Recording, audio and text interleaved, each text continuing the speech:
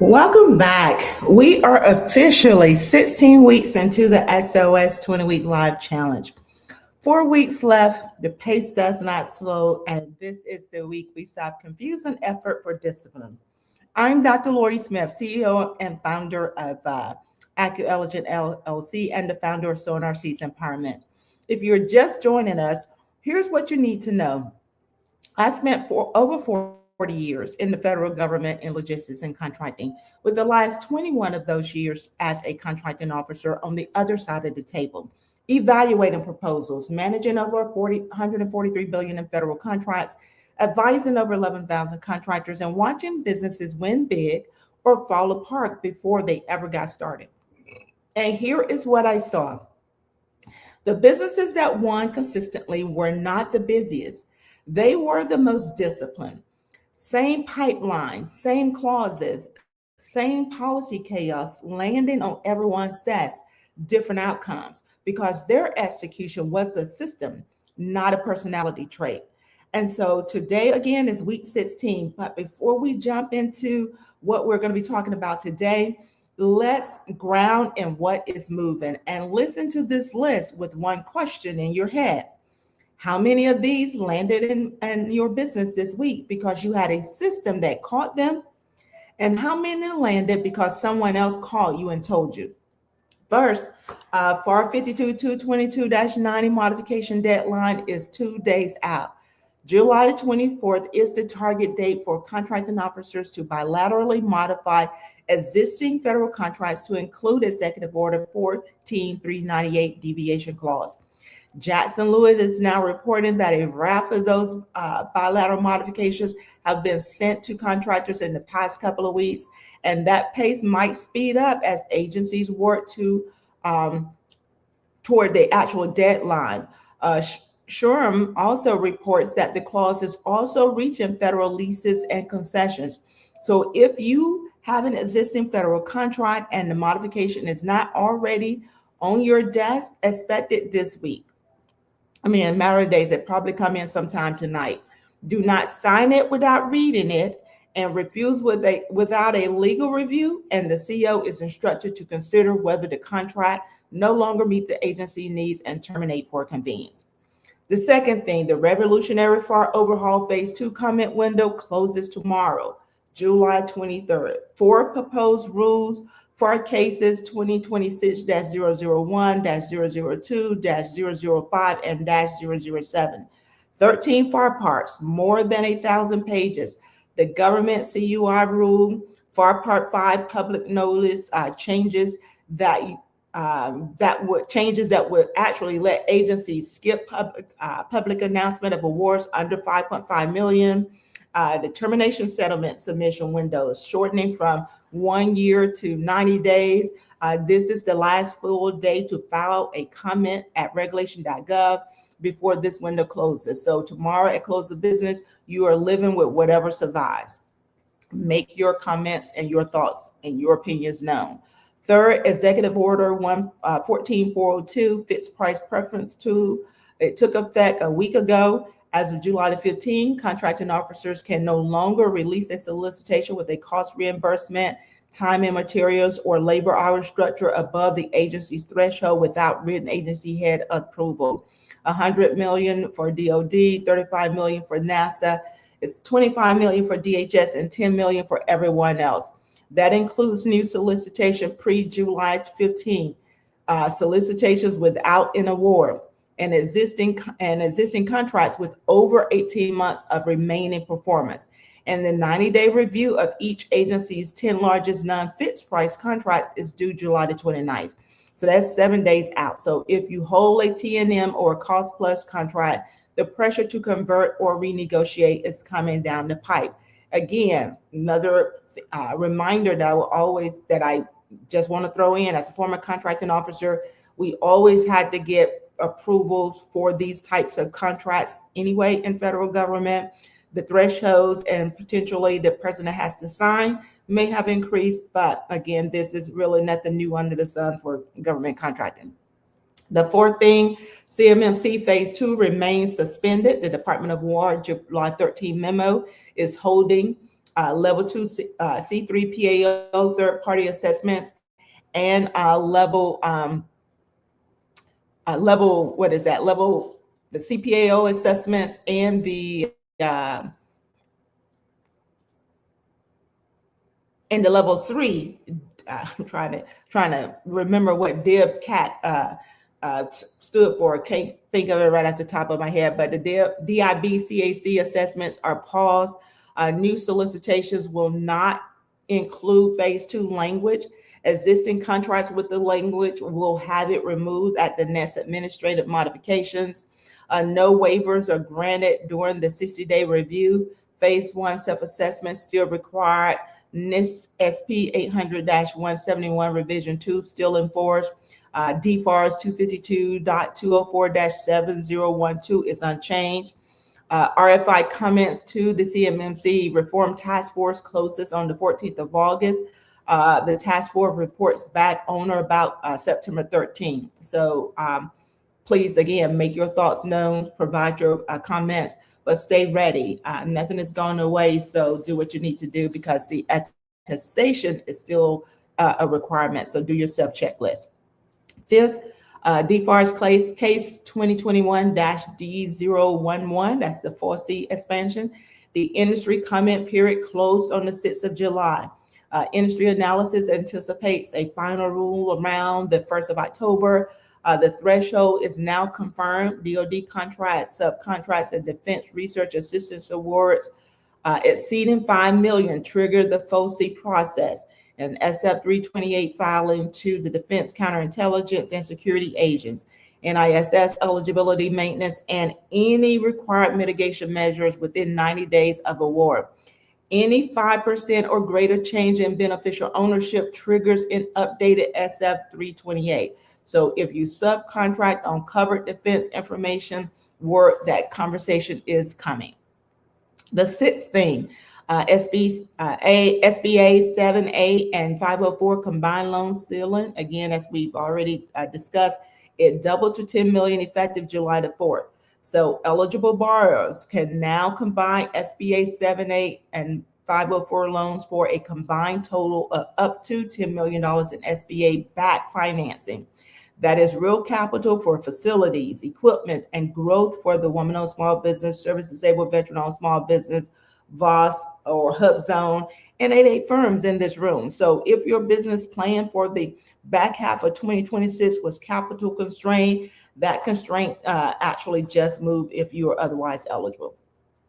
And the seventh thing that we're going to talk about is better proposal. My trademark platform workspace session 2 aired today at 11:30 this morning.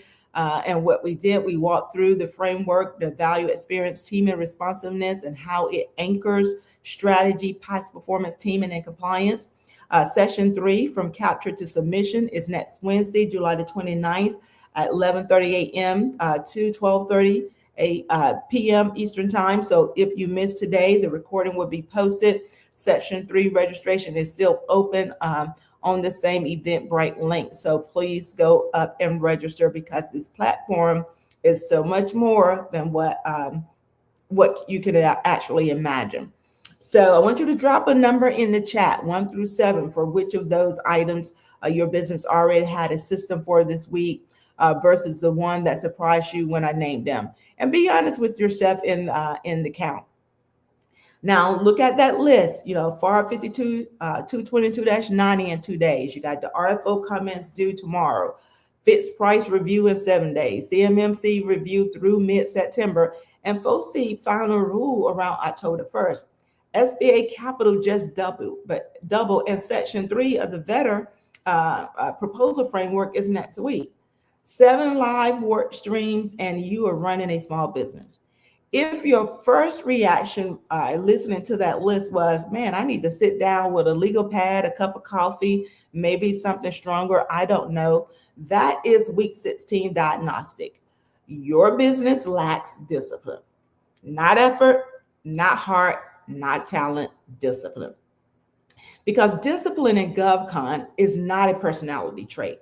It is a system you can defend to a contracting officer, a source selection authority, and your own team on a Tuesday when three deadlines land on the same day. Undisciplined businesses have a signature, and I can spot it from 20 feet away. Their BD works when the founder is in a good mood. Their bid no bid decision is whatever the calendar allows. Their proposal review is whatever they can fill in on Sunday night. Their compliance calendar lives in their head. Their subcontractor coordination happens when the sub calls them, not when they call the sub. And your CPAR story is running on autopilot because CPARs is a thing they have no time for. And when a new clause like FAR 52-222-90 lands on the desk, the response is chaos because there is no system to route it, no owner to contact, no checkpoint to clear it. And I want to be direct with you about what the other side of the table sees. Evaluators can smell an undisciplined proposal from the first 10 pages. Section L compliance is inconsistent. Section M evaluation criteria are answered unevenly. Past performance narratives are cut and pasted from three different templates. The representations and certifications do not match what the SAM registration says. Pricing is layered on at the last minute without a documented cost or price analysis, and the source selection authority moves you to the technically unacceptable pile. Not because your work is bad, but because your submission signals a company that cannot execute at scale. Think about that. Now, undisciplined businesses do not lose because they are not talented. They lose because their execution is not repeatable.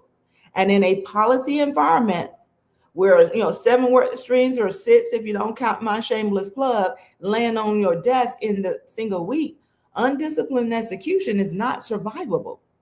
We spent weeks 11 through 15 building the diagnostic. Growth stall, doing too much yourself, progress without results, system missing and survival mode. Week 16 is the answer. And the answer is discipline. But discipline defined the way a contracting officer would define it. An execution system that produces the same output on your worst day as on your best. So regardless of how you feel on Monday or Tuesday, discipline will provide the same output that I will get on your best day on Friday and Saturday. And that is the frame for the rest of today's teaching. So here are 3 moves that I want you to remember. The first one, discipline is a defensible rhythm, not a to-do list. If somebody asks you right now, what is your BD rhythm, your capture rhythm, your proposal review rhythm, your compliance monitoring rhythm? Okay, do you have a CPARS rhythm? What about that subcontractor check-in rhythm? Could you answer in one sentence for each? A disciplined business can. And every one of those has a day, a time, an owner, a written output. Undisciplined businesses, the answer with it depends, or when I get to it. That answer is the diagnosis. Rhythm is defensible when you can point to a calendar entry, a checklist, and an artifact that got produced. If you cannot point to the artifact, the rhythm does not exist. Think about that. Second, every recurring decision, y'all, it has to have a written rule, not a judgment call. Every recurring decision must have a written rule, not a judgment call. It is not about what your gut said. The bid no bid is the classic example. Undisciplined businesses debate it every time. Disciplined businesses have a rule. 3, 4, 5 criteria maximum, all measurable, applied in 10 minutes, flat. The same is true for teaming decisions, for price to win, for go, no go on a modification, for accepting or rejecting a subcontractor invoice, for a CPARS narrative capture. Every recurring decision that is currently a judgment call is where undisciplined execution lives. So write the rule down this week. One decision, one rule, one page. That is where the discipline starts. And then once you get through that, if you got time, hey, try the next one. Don't try to do them all at the same time. Let's just shoot for one this week. That's what we're going for. And then the third thing is one compliance checkpoint before anything leaves the building. This one is non-negotiable, especially in the current environment that we are living in today.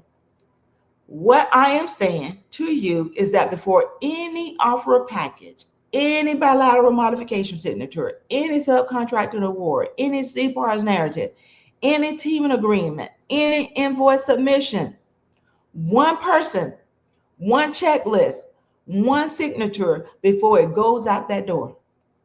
The checklist is short. It ain't got to be no thesis. Reps and certs, current and SAM. Section L answer in section L order. Section M criteria addressed one for one. FAR 52-222-9 clause reviewed by counsel where it appears. Full posture documented. SPRS score current. My CPAR's narrative captured in real time. Whatever the checkpoint requires for your business, build it. Name the owner and do not let anything leave the building without it. Because this is the single move that separates disciplined GovCon firms from undisciplined ones. And in a week where 7 work streams landed on the desk, it is the only way to keep any of them from becoming a false claim act problem later on.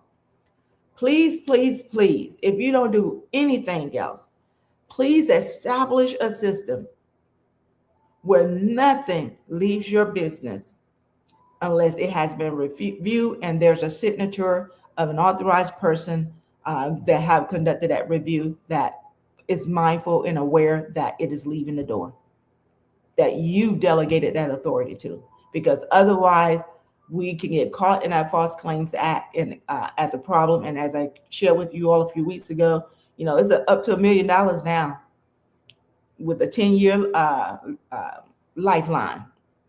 So ask yourself, do I want to get caught up in the False Claims Act because I didn't do my due diligence and verify the information in my documented process and program and system before it left my building? So discipline is what Better Proposal is engineered to produce. That is the whole point of the platform.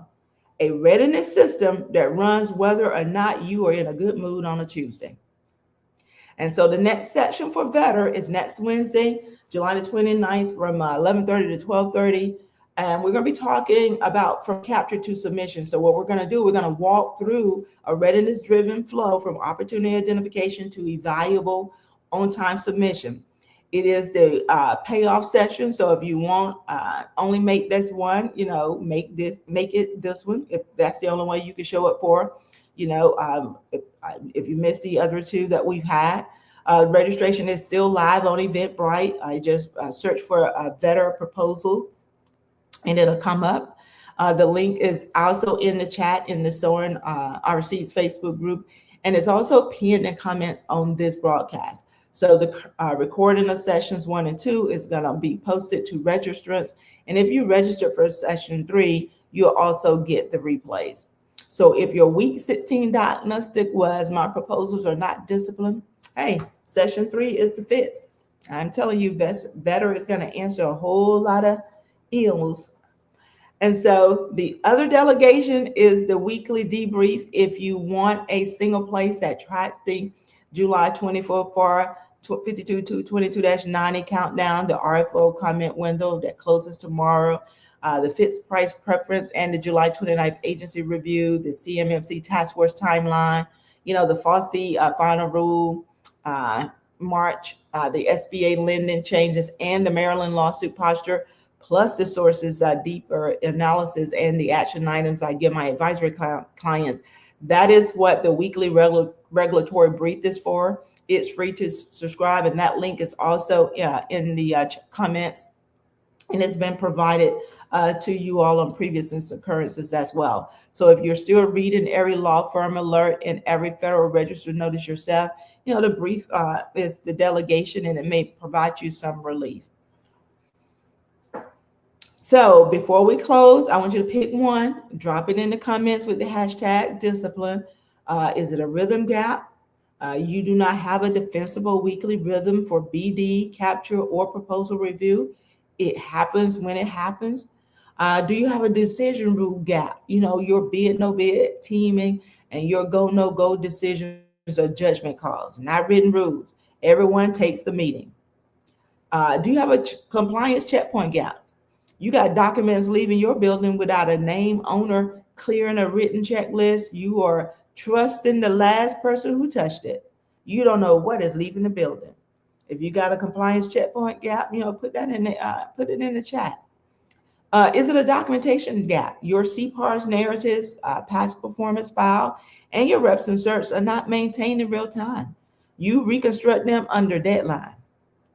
And if it's none of the above, just say, hey, no, Lord, I got it going on. Because again, we want to hear that. Someone else want to know as well that that's possible. So that's encouragement. And if you don't mind sharing how you got there, hey, drop the story in the SOS Facebook comments so someone else can understand, hey, I started here. This is where I'm at now. Because again, we need honest reflections on how we go from start to finish or start for I'm on my journey and start for overcome wherever we're at in that phase in life.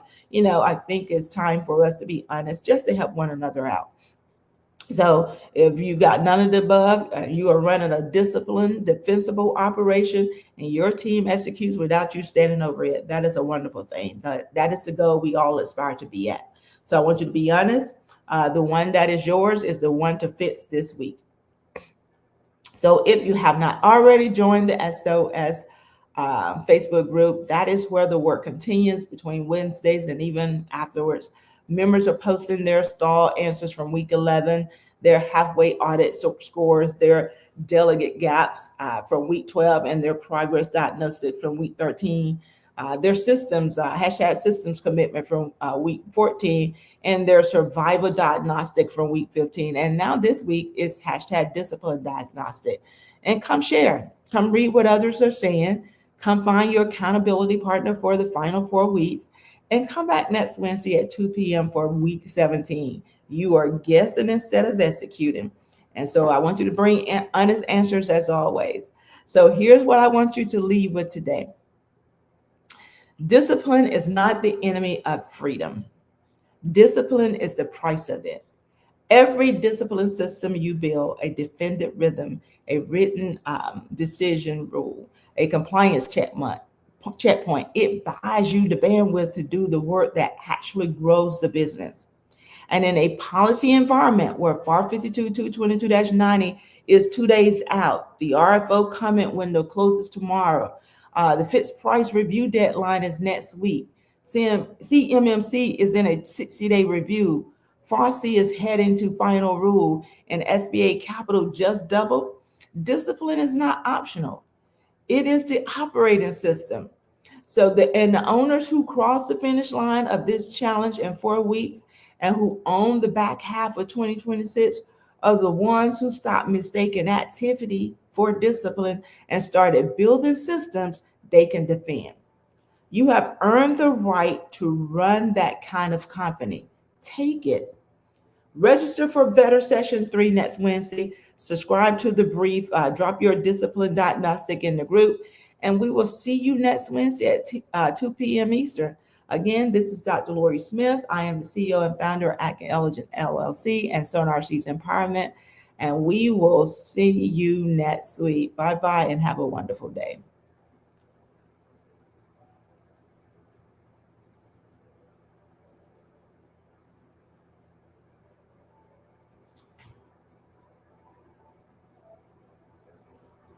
Can't close out of this thing.